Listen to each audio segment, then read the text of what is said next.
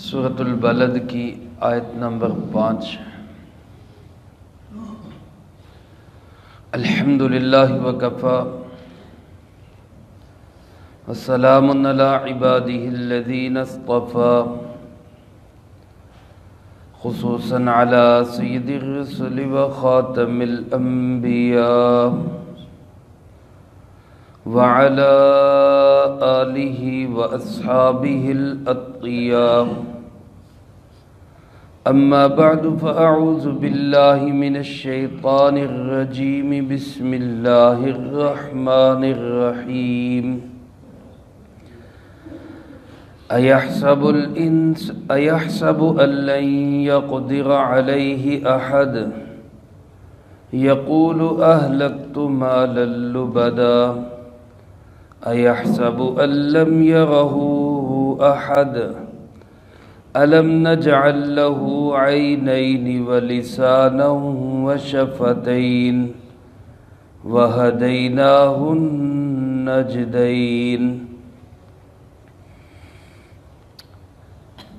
ایحسب ان لن یقدر علیہ احد، کیا یہ انسان سمجھتا ہے کہ اس پر ہرگز کوئی قدرت نہیں رکھتا؟ یقول اہلکت مالا لبدا، یہ کہتا ہے کہ میں نے بہت سا مال خرچ کر دیا۔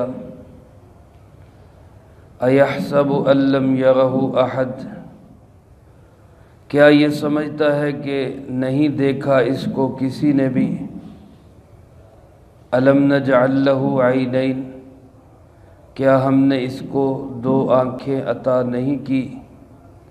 ولسانا وشفتین، اور زبان اور دونوں ہونٹ، وہدیناہ النجدین، اور ہم نے ہدایت دی اس کو دو گھاٹیوں کی۔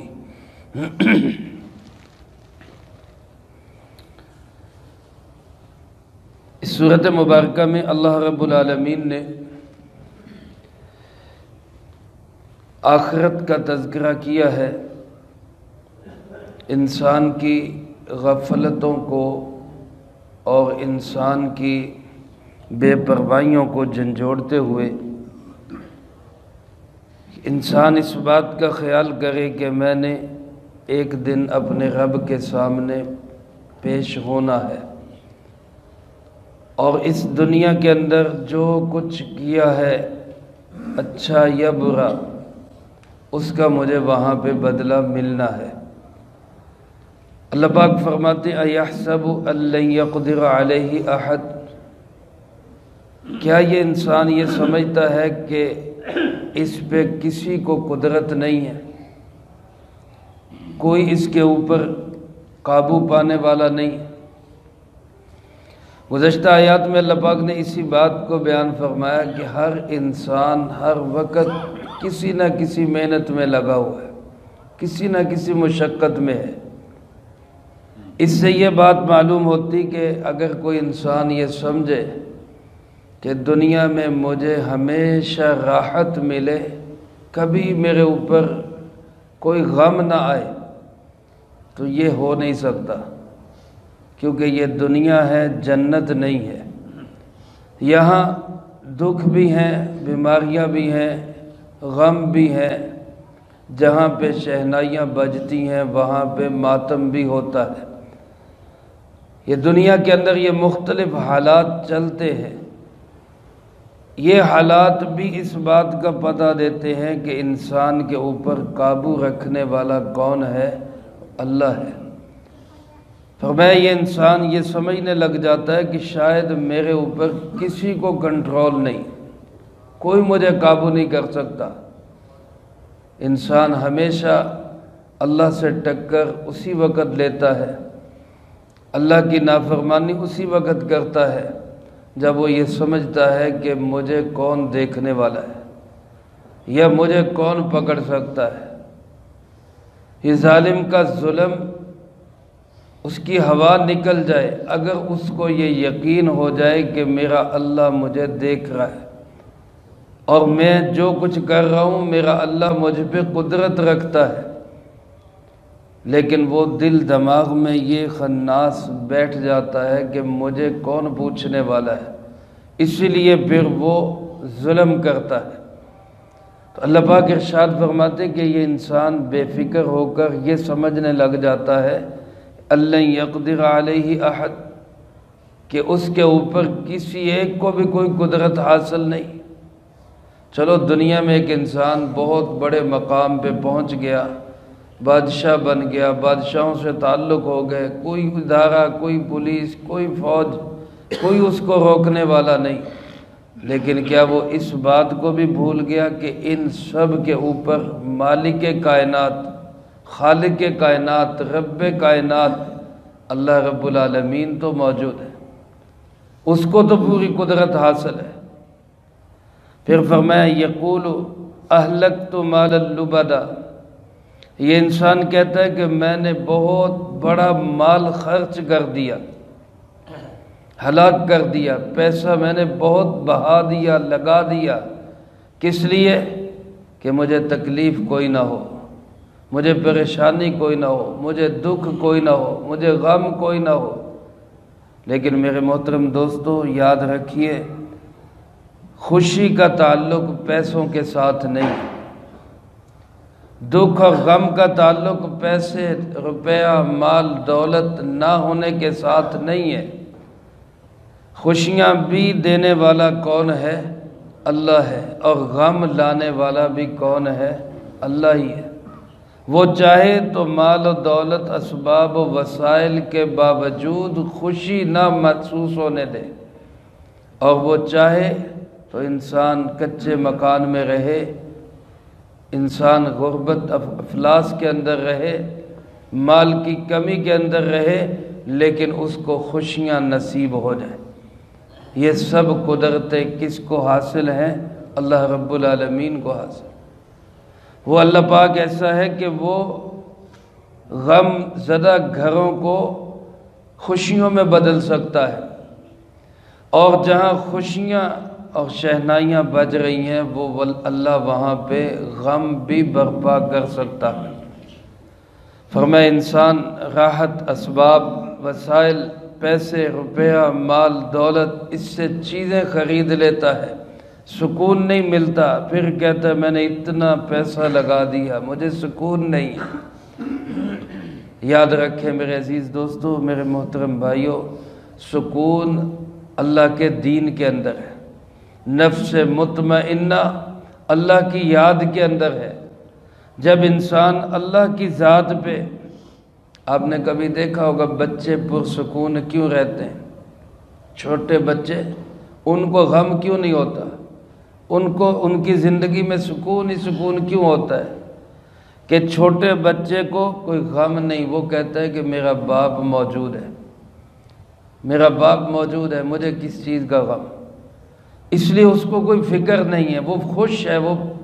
وہ بعض اوقات فوتگی بھی ہوئی ہو تو وہ بچہ وہاں پہ بھی خوش ہوتا ہے، کیونکہ اس کو یقین ہے کہ میرے ساتھ میرا باپ ہے۔ اگر اس طرح کا بلکہ اس سے بھی بڑھ کر ہمیں یقین یہ حاصل ہو جائے کہ میرا اللہ میرے ساتھ ہے، میرا اللہ موجود ہے، تو یقین کرے ہمارے دل کے اندر بھی سکون اور اطمینان اتر جائے۔ یہ بے سکونی، بے چینی، غم، دکھ ہوتا ہی اس وقت ہے جب بندہ کہتا ہے کہ کرنا تو میں نے تھا لیکن مجھ سے ہوا کیوں نہیں۔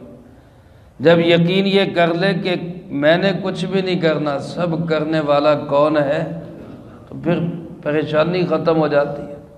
ہر طرح کے حالات میں انسان مطمئن رہتا ہے، اور اسی نفس کو نفس مطمئنہ کہا جاتا ہے۔ اللہ پاک فرماتے ہیں ایحسب، یہ انسان یہ سمجھتا ہے الم یرہ احد، کہ اس کو کسی نے بھی نہیں دیکھا۔ جب انسان گناہ کرتا ہے، اللہ کی نافرمانی کرتا ہے، تو کیا سمجھتا ہے کہ مجھے کسی نے نہیں دیکھا۔ چھپ کے گناہ کرتا ہے، اعلانیہ گناہ تو بہت بڑی جرأت اور جسارت ہے، بغاوت ہے۔ اللہ مجھے آپ کو سب کو اس سے محفوظ رکھے۔ لیکن پوشیدہ گناہ جو انسان چھپ کے کرتا ہے وہ سمجھتا ہے کہ اسے کسی نے دیکھا نہیں، لیکن ہر جگہ ہر مقام پہ دیکھنے والا کون ہے؟ اللہ رب العالمین ہے۔ اگر انسان کا دل دماغ یہ یقین کر لے تو پھر کبھی انسان گناہ کے قریب نہ جائے، بلکہ صرف گناہ کے قریب نہ جائے بلکہ اس کو اپنی عبادات کی لذت محسوس ہونے لگ جائے۔ دیکھو میرے بھائیو، ہم جب نماز پڑھتے ہیں تو نماز کے دوران ہمیں محسوس ہو کہ ہمارا کوئی اپنا ہمیں دیکھ رہا ہے۔ طالب علم نماز پڑھ رہا ہے، اس کو محسوس ہو کہ استاد مجھے دیکھ رہا ہے۔ بچہ نماز پڑھ رہا ہے، اس کو محسوس ہو والدین مجھے دیکھ رہے ہیں۔ ہم نماز پڑھ رہے ہو، ہمارا کوئی قریبی عزیز رشتہ دار کوئی آ جائے، ہم تلاوت میں مشغول، ہم نماز میں مشغول، ہم ذکر اذکار میں مشغول، ہم کسی اچھے عمل میں مشغول، ہمیں کسی اپنے عزیز رشتہ دار نے اس اچھے عمل میں دیکھ لیا تو ہمارے دل کا لطف بڑھ جاتا ہے کہ یار اچھا ہوا اس نے مجھے بڑی اچھی حالت میں دیکھا۔ اگر یہی یقین، یہی اطمینان اور یہی دل کے اندر بیٹھ جائے کہ مجھے میرا اللہ دیکھ رہا ہے، میں نماز پڑھ رہا ہوں، میرا اللہ مجھے دیکھ رہا ہے، تو یقین کریں کہ نماز کا لطف ہی دوبالا ہو جائے، پتہ چلے کہ میں اللہ کے سامنے کھڑا ہوں۔ ہمارے بزرگوں میں ایک بزرگ گزرے، حضرت حکیم الامت مولانا اشرف علی تھانوی رحمۃ اللہ علیہ کے بھی شیخ تھے، حضرت مولانا فضل الرحمن گنج مراد آبادی، ہندوستان کا ایک علاقہ ہے گنج مراد آباد، وہاں کے رہنے والے تھے، صاحب کشف، صاحب نسبت، بڑے اونچے درجے کے اللہ کے ولی تھے۔ فرماتے میں جب سجدہ کرتا ہوں تو مجھے یوں محسوس ہوتا ہے کہ میں نے اللہ کے قدموں میں سر رکھ دیا۔ اب دیکھیں اس کیفیت کے ساتھ سجدہ کریں تو نماز کا لطف ہی دوبالا ہو جاتا ہے۔ اور پھر فرماتے کہ مجھے یوں محسوس ہوتا ہے کہ اللہ رب العالمین نے اپنا رحمت والا ہاتھ میری کمر پہ رکھ دیا اور مجھے اس کی ٹھنڈک اپنے دل میں محسوس ہوتی ہے۔ یہ نماز کی کیفیت ہو تو نماز کا لطف ہی دوبالا ہو جاتا ہے۔ انسان ہر وقت یہ سوچے، اچھا برا ہر آدمی یہ سوچے کہ مجھے ہر وقت، ہر جگہ، ہر گھڑی دیکھنے والا کون ہے؟ اللہ رب العالمین۔ فرمایا انسان یہ سمجھتا ہے کہ اس کو کسی نے نہیں دیکھا۔ الم نجعل لہ عینین، اللہ پاک نے اس کے بعد اپنی 3 نعمتیں یاد دلائی، 3 نعمتیں۔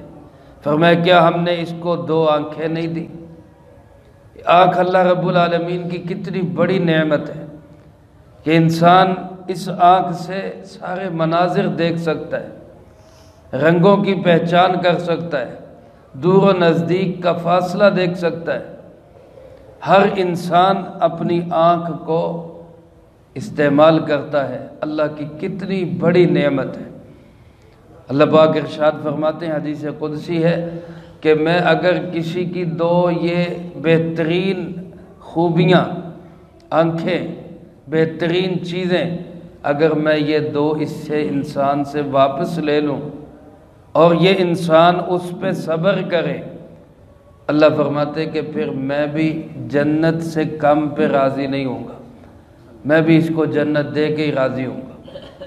اتنی بڑی نعمت ہے آنکھ۔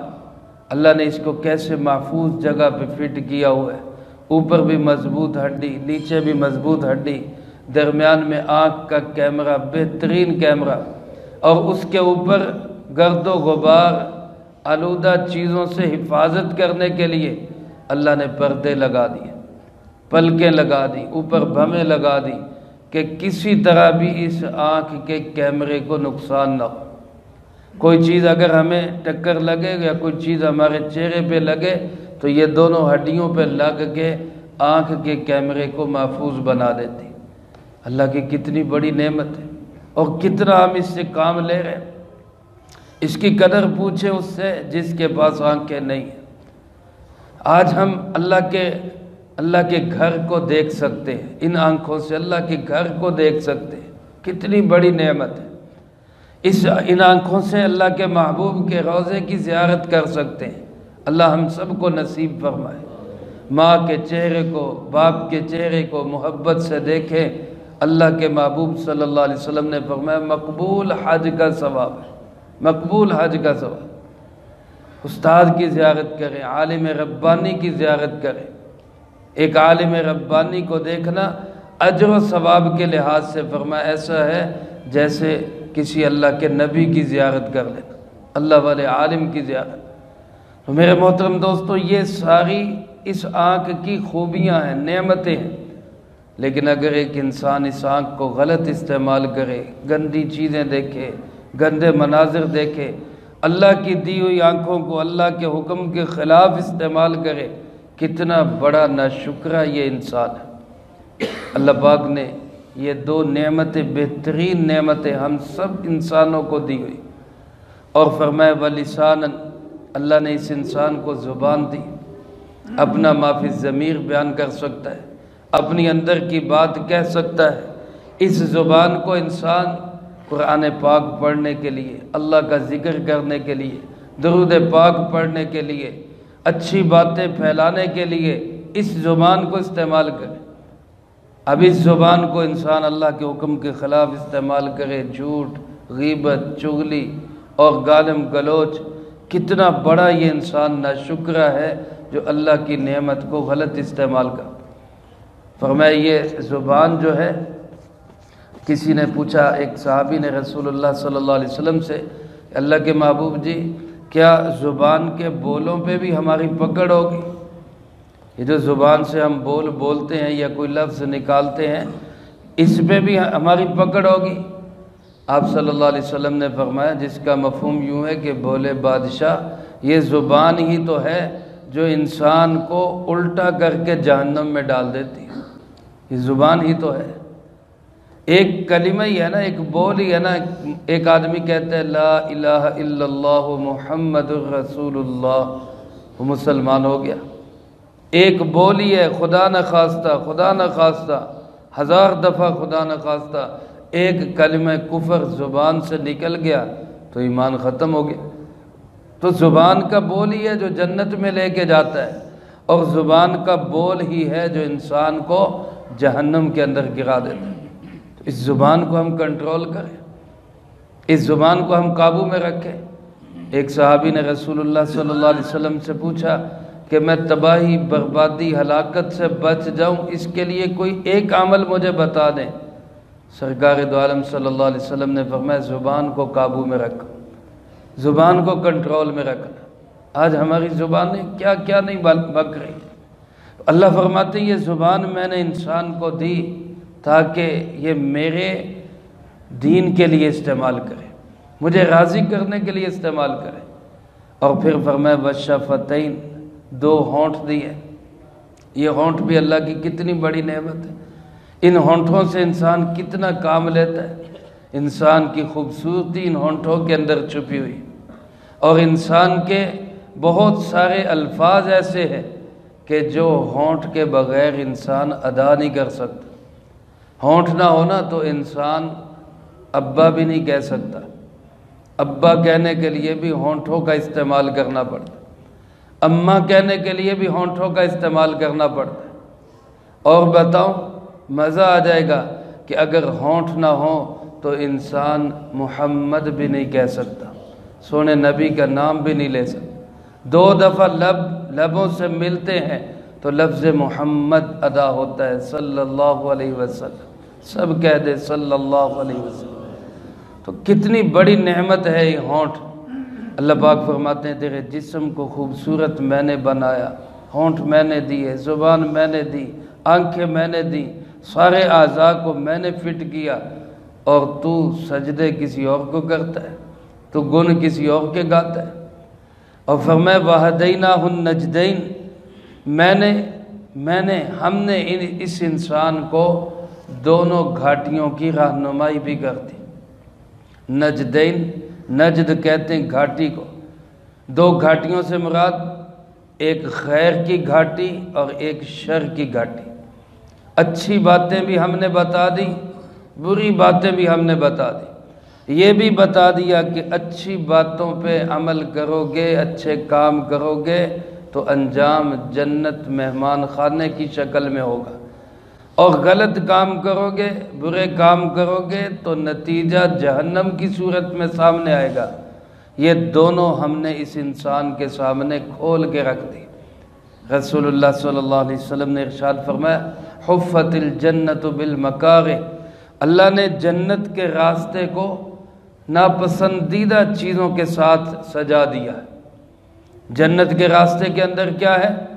اب سردی کے موسم میں صبح سویرے گرم بستر کو چھوڑ کے اٹھنا، ٹھنڈے پانی سے وضو کرنا، اندھیرے میں چل کے مسجد کی طرف جانا، یہ سب ایسی چیزیں ہیں جو طبعی طور پر انسان کے طبیعت کو اچھی نہیں لگتی۔ سامنے غیر محرم آ گئی، آنکھوں کو جھکا لینا، یہ مشقت، یہ کانٹا ہے، یہ کانٹے ہیں جنت کے راستے کے اندر۔ سچ بولنا، پورا تولنا، بے ایمانی نہ کرنا، امانت داری کے ساتھ وقت گزارنا، سادہ زندگی گزار لینا، حلال میں گزارا کرنا، یہ سارا جنت کا راستہ ہے، جس کے اندر لذات کوئی نہیں ہے، جس کے اندر مزے کوئی نہیں ہے، جو سادہ سا راستہ ہے۔ لیکن دوسری طرف جہنم کے راستے کو فرمایا کہ خواہشات کے ساتھ، لذات کے ساتھ، مزیدار چیزوں کے ساتھ سجا دیا۔ ادھر گانا ہے، ادھر بجانا ہے، ادھر ناچ ہے، اور ادھر جو ہے بے حیائی ہے، ادھر بے شرمی ہے۔ جہنم کے راستے میں نفس کی لذت کے سارے سامان موجود ہیں، لیکن ادھر اینڈ کیا ہوگا؟ جنت ملے گی، اور ادھر اینڈ کیا ہوگا کہ جہنم میں جانا پڑے گا۔ یہ دونوں راستے اللہ فرماتے ہم نے انسان کے سامنے کھول کے رکھ دیے۔ چلنا اس کا کام ہے، قدم اٹھانا اس کا کام ہے۔ قدم یہ اٹھائے گا، چلنے کا راستہ بھی اللہ فرماتے ہم آسان کر دیں گے۔ نیکی کی راہ پہ چلے گا تو نیکی کا راستہ آسان ہو جائے گا، بدی کی راہ پہ چلے گا تو ادھر کو بڑھتا جائے گا۔ اللہ نے تو دونوں راستے کھول دیے۔ میرے محترم دوستو، آج ہمارے سامنے حق کا راستہ ہے، جماعت کی شکل میں، تبلیغی جماعت کی شکل میں ایک حق کا راستہ ہے۔ اسی طرح دین کی محفلیں، مساجد، مدارس، مراکز، علماء سے تعلق، یہ سب حق کے راستے ہیں۔ ان راستوں کو چھوڑ کے انسان اگر گمراہی کی طرف جائے گا تو انجام جہنم کی صورت میں نظر آئے گا۔ اس وقت رائے کا اجتماع ہمارے سامنے بہت بڑا تقاضا ہے۔ آج انشاءاللہ العزیز ہماری مسجد سے بھی بس روانہ ہوگی، اور دیگر مساجد سے بھی ساتھی جا رہے ہیں، تو آپ میں سے جو حضرات تو اپنے نام، ارادے اور پیسے جمع کرا چکے ہیں، فبیہا، بہت اچھا۔ جن کا ارادہ نہیں، آپ ارادہ بنا لیں۔ 2-3 دن کی بات ہے، بدھ کو جانا ہے، جمعرات کو وہاں سیٹ ہونا ہے، ہفتہ اتوار جمعہ ہفتہ 2 دن گزارنے، اتوار کو واپسی ہو جانی، 2 دن کی بات ہے سر۔ تو اس کے لیے ضرور ہم ہمت کریں۔ اللہ مجھے آپ کو سب کو اس کی توفیق نصیب فرمائے، جو کہا سنا اس کو زندگی میں لا کے دوسروں تک پہنچانے کی توفیق عطا فرمائے۔ اللہم انت السلام ومنک السلام، تبارکت ربنا وتعالیت یا ذا الجلال والاکرام۔ اللہم اعنا علی ذکرک وشکرک وحسن عبادتک۔ اللہم احسن عاقبتنا فی الامور کلہا واجرنا من خزی الدنیا وعذاب الآخرہ۔ اللہم واقیتا کواقیت الولید، اللہم استر عوراتنا وآمن روعاتنا۔ اللہم انا نجعلک فی نحورہم ونعوذ بک من شرورہم۔ اللہم اکفنا بحلالک عن حرامک واغننا بفضلک عمن